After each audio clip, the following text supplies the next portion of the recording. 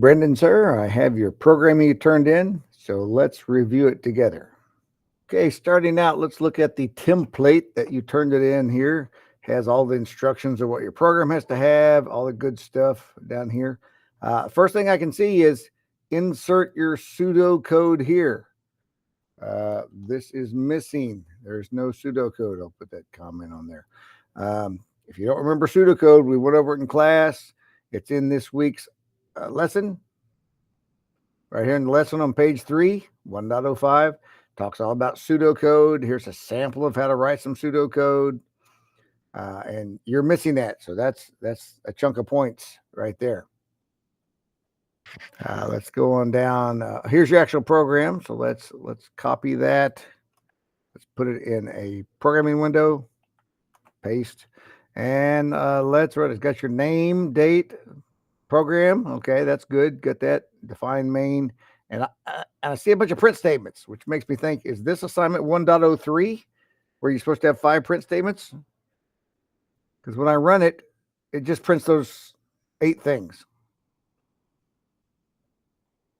Interesting. Let's go back and look at what we were supposed to do. Decide on an interactive conversation. Your conversation wasn't very interactive. It just threw it all at me. I did nothing. I just hit the run button. Your program should have at least 3 interactive prompts. Yours had 0. Missing.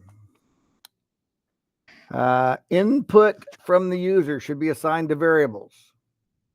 There was no input anywhere, no variables assigned. At least once use indexing or slicing. That was missing. That was the 1.04 lesson we had the previous week. Remember, I say each week, if we don't run a program, we're going to use that later. Concatenation. Did you use concatenation? I don't believe so. No, you didn't concatenate anything. There's no pluses plus a different thing in the same thing. So that's missing as well. And the pseudocode, we already said it. So basically, you're missing almost everything that's required in the program. You did use idle. You did have your name, date, and description of program. You don't have any variables, so you didn't use meaningful names, but you indented things correctly right over here. That you have to have those indented over. You did that. Let's see. Well, you did answer the 4 questions to talk to someone. It was supposed to be talking back and forth, someone having a conversation with the computer. To make an AI that talks to you. Yours wasn't an AI. It was just going to say that. So missing a lot of things. If you don't know how to do these things, that means you should have gone back to the lesson, page 2 of the lesson here. At the bottom has samples. Anytime we have programs that we write, there's samples in the lesson. Look at this. When we run this program, it pops up a box where I have to interact with the computer. Enter your name, Mr. Brock. And what here it says, hello, Mr. Brock. See, it had a variable that they called first name.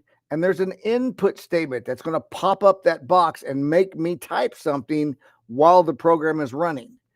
And that box said, enter your name, because that's what they put right here. So you were supposed to have at least 3 input statements. At least 3. You could have more, but at least you had 0. So your program is missing just about everything it was supposed to cover. Indexing, slicing, interactive. It's not interactive at all. And 3 input statements. So, I mean, I'll see what kind of points we can give you, but you're missing a whole bunch of the program. So when you turn these in, you need to go through this and you need to make sure that you've met all the requirements of the program if you want to get a good score on it. So I'll get this video to you.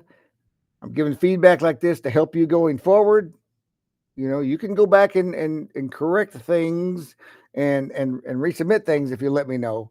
But going forward, I don't want you to keep missing the same things. I'm trying to make you a better programmer going forward. So that's why I make these videos. And we'll see you later in class.